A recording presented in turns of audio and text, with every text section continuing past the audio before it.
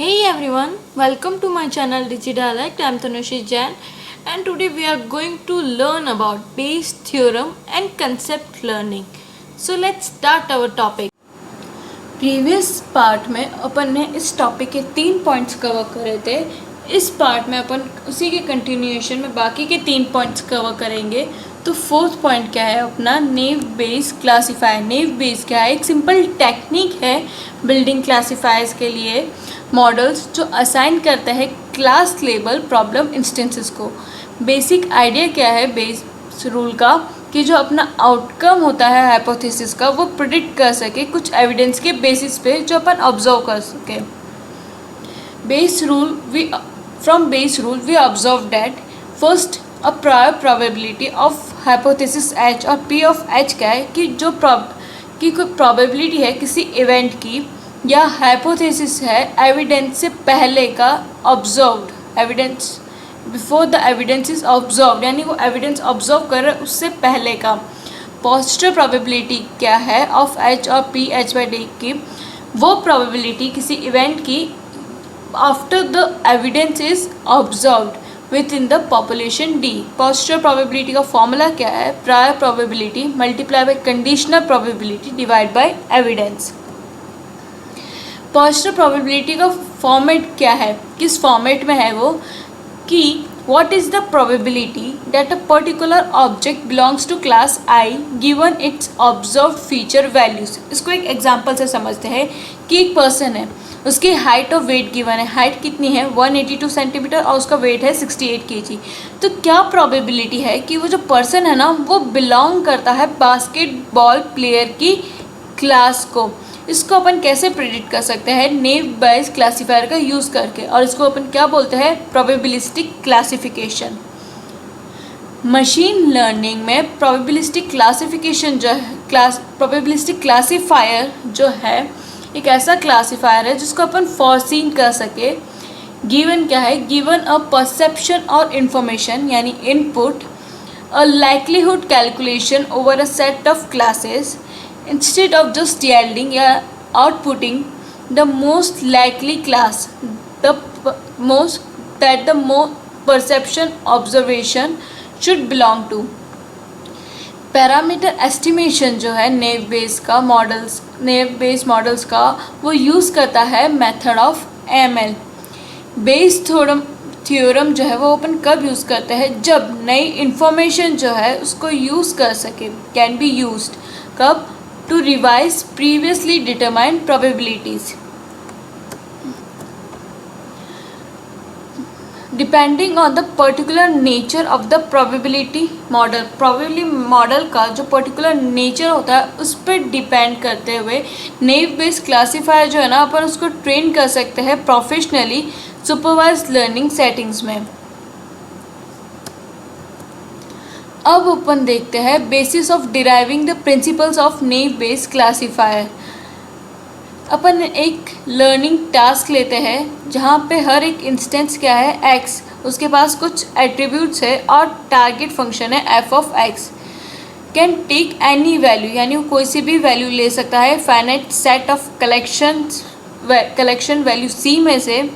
अपन के पास एक सेट है ट्रेनिंग एग्जांपल्स का फॉर टारगेट फंक्शन और एक सेट ऑफ एट्रीब्यूट्स है A1 A2 से लेके AN तक. न्यू इंस्टेंस के लिए new instance are known to us. अब अपना टास्क क्या है कि अपन को प्रिडिक्ट करना है क्लासिफिकेशन नए इंस्टेंस के लिए. बेस थ्योरम के अप्रोच के अकॉर्डिंग क्या होता है, जो अपना क्लासिफिकेशन होता है नए इंस्टेंसेस का वो कैसे परफॉर्म करता है? जब अपन असाइन करते हैं मोस्ट प्रोबेबल टारगेट क्लासिफिकेशन सी मैप को किसके बेसिस पे? On the basis of the attribute values of the new instances. जो नए इंस्टेंसेस की एट्रीब्यूट वैल्यूज़ होती है ना उनके बेसिस पे A1 से लेके AN तक फॉर एग्जांपल. तो अपना क्या बनेगा? सी मैप इस फॉर्म में आएगा जिसको अपन रीराइट कर सकते हैं बेस थ्योरम के अकॉर्डिंग इस फॉर्म में. As combined probability of the attributes defining the new instances fully is always 1.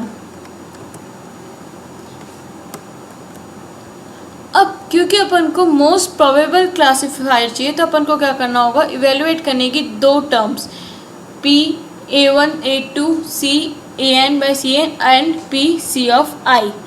Practical scenario में क्या होता है, it is possible to calculate P C of I। इसको अपन कैलकुलेट कर सकते हैं कैसे, जब अपन कैलकुलेट करते हैं फ्रीक्वेंसी हर एक टारगेट वैल्यू की यानी CI की ट्रेनिंग डेटा सेट में। लेकिन ये जो P A1 A2 C AN और CN है ना, इसको अपन एस्टिमेट नहीं कर सकते easily and needs a very high effort, यानी बहुत ही हाई एफर्ट मांगता है कैलकुलेशन का।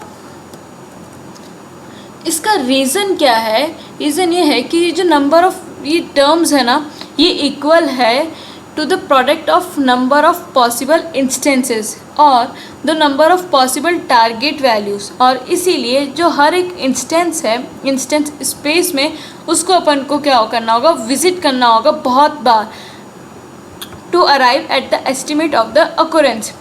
इसीलिए नेव बेस्ड क्लासीफायर जो है ना, इसको एक सिंपल अजम्पशन लेता है कि ये जो एट्रीब्यूट वैल्यूज़ है आर कंडीशनली इंडिपेंडेंट, यानी वो सब एक दूसरे की क्या है, इंडिपेंडेंट है फॉर द टारगेट वैल्यू। तो अगर अपन ये सिंप्लीफिकेशन अप्लाई करते हैं तो अपन ये कह सकते हैं कि जो टारगेट वैल्यू है हर एक इंस्टेंस की क्या है, the probability of observing the combination A1 A2 से लेकर AN तक is the product of probabilities of individual attributes P A of I by C of J। इस फॉर्म में देखिए, यानी ये जो है ये अपना ओवरऑल था, जो डिफ़िकल्ट हो रहा था अपन को कैलकुलेट करना, इसको अपन ने इस फॉर्म में लिया है।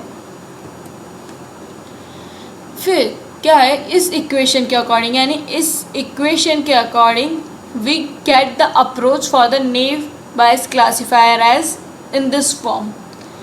यहाँ पे अब अपन क्या है, एबल है कंप्यूट करने के लिए P A I by CJ, क्योंकि अपन कैलकुलेट कर सकते हैं as we have to calculate. अपन को क्या कैलकुलेट करना होगा, सिर्फ यही कैलकुलेट करना होगा, this only for the number of distinct attributes value A of I times the number of distinct target value C of J, जो कि बहुत स्मॉल है then the product of both the sets, यानी पहले के comparison में अब calculation जो है ना वो अपनी कम हो गई है। नेव बेस्ड क्लासीफायर जो है, इसकी जो ये अप्रोच है वो पॉपुलर क्यों है, क्योंकि अपन को है ना सर्च नहीं करना पड़ता है पूरा हाइपोथेसिस स्पेस। इस एल्गोरिथम के लिए अपन क्या करते हैं, सीधा अराइव कर सकते हैं at the target classifier by simply counting the frequencies, यानी सिर्फ फ्रीक्वेंसीज, सिंपली अपन को फ्रीक्वेंसीज काउंट करनी वेरियस डेटा की कॉम्बिनेशंस की with in the training example. इसको ओवरऑल देखें तो नेव बेस्ड क्लासीफायर क्या है, एक is a primary probabilistic classifier.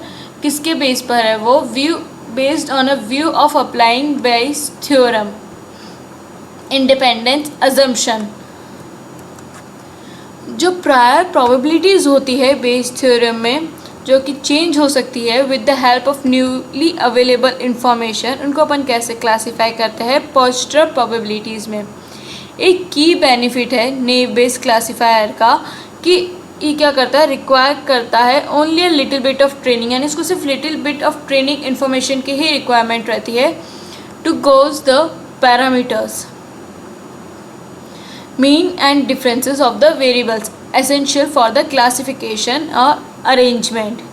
Naive based classifier में क्या होता है, इंडिपेंडेंट वेरिएबल्स जो है वो अपन ऑलवेज अज्यूम करते हैं एंड ओनली द चेंजेस या variance of the factors variables है हर एक क्लास के should be determined and not the whole covariance matrix, यानी पूरा कोवेरियंस मैट्रिक्स की जगह अपन क्या करें, जो चेंजेस या वेरिएंस जो है फैक्टर्स ऑफ वेरिएबल्स के हर एक क्लास के वो डिटरमाइन कर रहे हैं।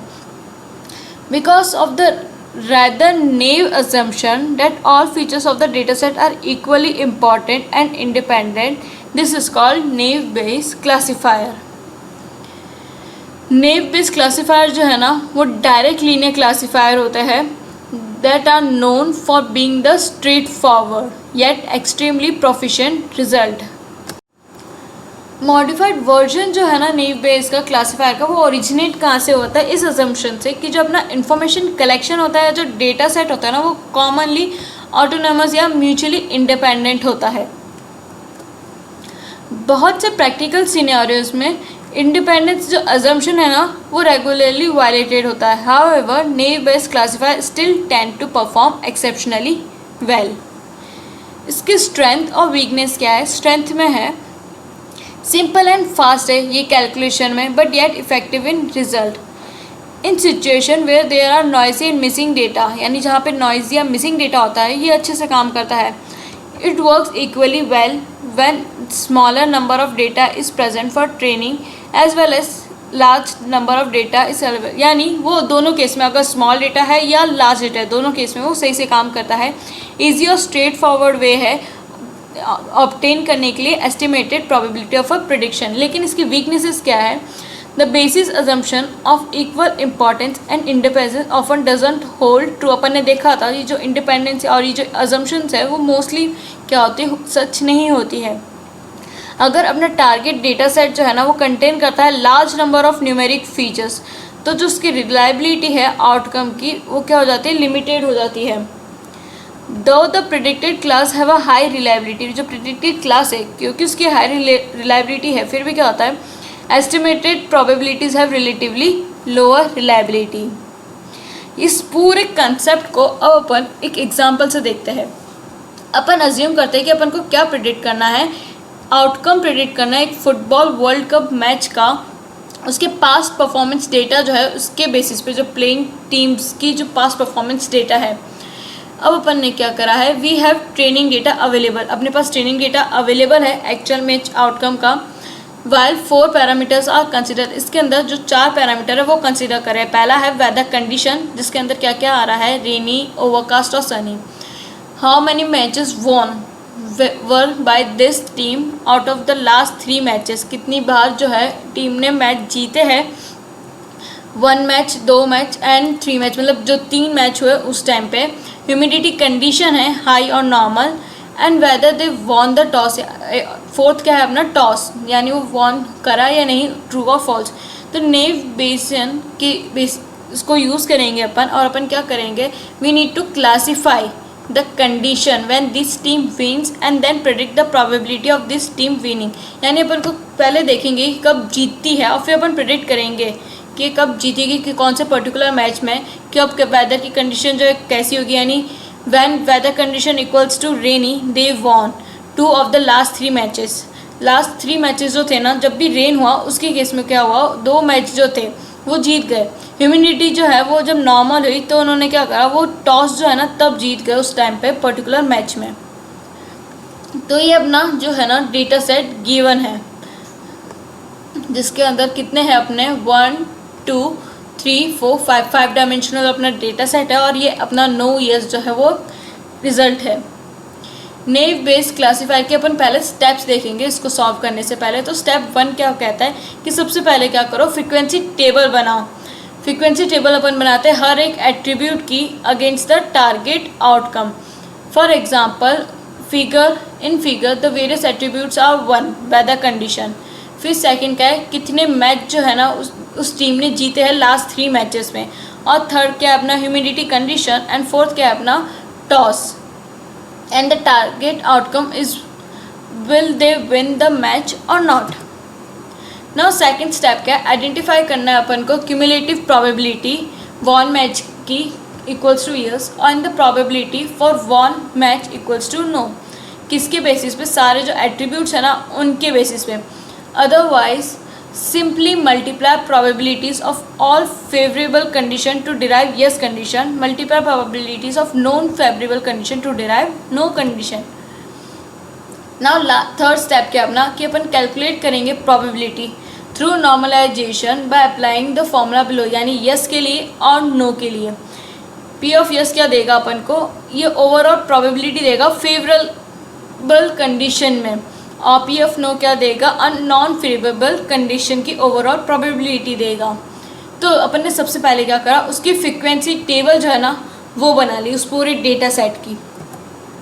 नेक्स्ट अपन ने स्टेप 1 फॉलो करा, फ्रीक्वेंसी टेबल अपन ने बना ली, then the positive probability can be easily derive by constructing a frequency table. क्योंकि अपन ने फ्रीक्वेंसी टेबल बना ली तो अपन पॉजिटिव जो प्रोबेबिलिटी है वो इजीली निकाल सकते हैं हर एक एट्रीब्यूट के लिए अगेंस्ट द टारगेट। जैसे कि फ्रीक्वेंसी ऑफ वेदर कंडीशन के लिए अपन ने देखा with value sunny when the target value one match is yes is 3 divided by 3 plus 4 plus 2। यानी ये देखिए यहाँ पे क्या हुआ, सनी की केस में अपन ने देखा उसने 3 बार मैच जीता है और टोटल कितना है अपना 9, यानी 3 + 4 + 2। तो इसीलिए यहाँ पे 3/9 लिखा है। स्टेप 2 क्या है अपना, प्रेडिक्ट करेंगे अपन कि whether the team will win for given weather condition. जो वेदर कंडीशन गिवन है उस केस में टीम जो है वो जीतेगी क्या। तो अपन ने रेनी के लिए लिया है, विन इन लास्ट 3 मैचेस लिए है कि लास्ट 3 मैचेस में उसमें क्या हुआ, वो 2 बार जीती रेनी के केस में। और ह्यूमिडिटी जब नॉर्मल हुआ है तब उसने टॉस जीता है। We need to choose yes from the above table. वो जो टेबल थी उसके केस में अपन चूज़ करेंगे yes for the given condition. तो बेस थ्योरम के अकॉर्डिंग अपन को क्या मिलता है, विन मैच A1 इंटरसेक्शन का साइन है A2 intersection A3 intersection A4 and then this formula. तो क्या करा अपन ने, this equation becomes much easier to resolve if we recall the naive based classifier assumes independence among events. तो अपन ने जो प्रीवियस स्लाइड पे फॉर्मूला देखा था अपन ने उसको विन मैच के लिए देखा, और जब वो विन नहीं है यानी नॉन विन मैच के लिए दोनों के केस में अपन ने वैल्यू पुट करी और यहाँ पे उसको कैलकुलेट करा। तो जहाँ पे भी विन विन आ रहा था ना, यहाँ पे उस केस में नॉट विन आ जाएगा एंड देन ओवरऑल अपन ने पूरा कैलकुलेट करा है। स्टेप 3 क्या कहता है अपना, by normalising the above 2 probabilities we can ensure that the sum of these 2 probabilities is 1। यानी उन दोनों का अगर मैं सम करती हूँ ना तो वो कितना आएगा मेरा 1। अब अपन ने प्रोबेबिलिटी क्या करा, विन मैच और नॉन विन मैच। देन अपन ने विन मैच के लिए कैलकुलेट करा और नॉन विन मैच जो था ओवरऑल वो अपन ने फाइंड आउट करा है। तो विन मैच का कितना है अपना 0.57 यानी ज़्यादा चांसेस, और नॉन मतलब वो फेवरेबल नहीं है जो अगेंस्ट में है वो कितना है 0.42। तो कंक्लूजन क्या मिला इससे अपन को ये पता चलता है कि 50% प्रोबेबिलिटी जो है ना कि टीम जो है ना अपनी जीतेगी above conditions become true for the particular day. जो पर्टिकुलर डे है यानी रेनी के लिए उस केस में अपनी टीम जो है ना वो जीतेगी। Thus naive Bayes classifier provides a simple yet powerful way to consider the influence of multiple attributes on the target outcome and refine the uncertainty of the event on the basis of the prior knowledge, because it is able to simplify the calculation through independence assumption। Thank you friends. इस concept के regarding ये जो topic था उसके regarding अगर कोई भी doubt है तो कमेंट में मेंशन करें। वीडियो अच्छा लगा तो लाइक करें, शेयर करें और सब्सक्राइब करें मेरे चैनल को। Thank you.